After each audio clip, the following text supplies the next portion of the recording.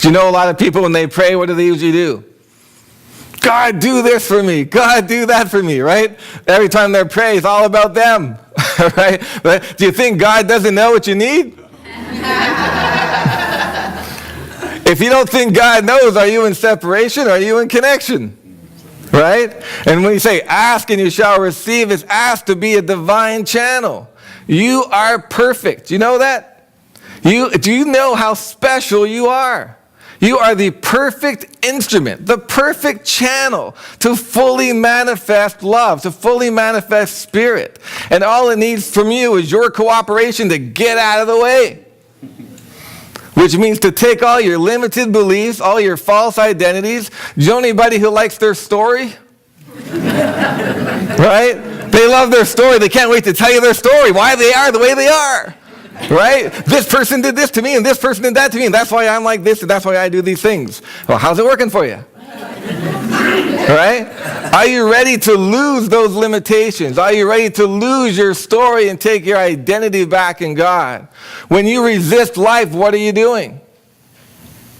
Resisting God. You're resisting God. You know that life is God in action. You know that life has a divine plan. It is an intelligent spiritual system that is going to take you exactly where it wants you to be. So you can resist it and go, why is this happening to me? This isn't what I asked for. I had a goal.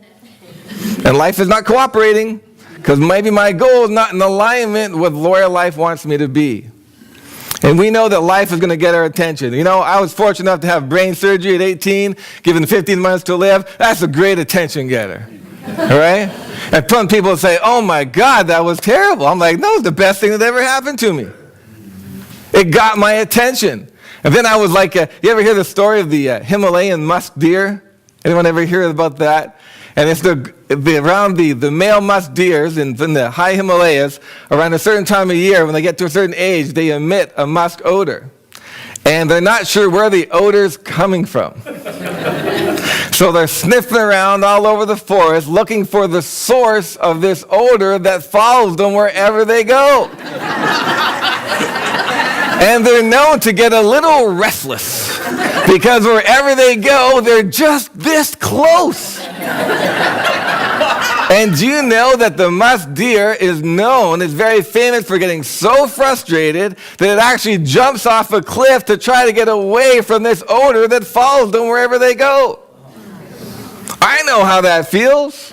I've jumped out of planes, I've walked on fire, I'm like, I'm this close, where's the source of it all?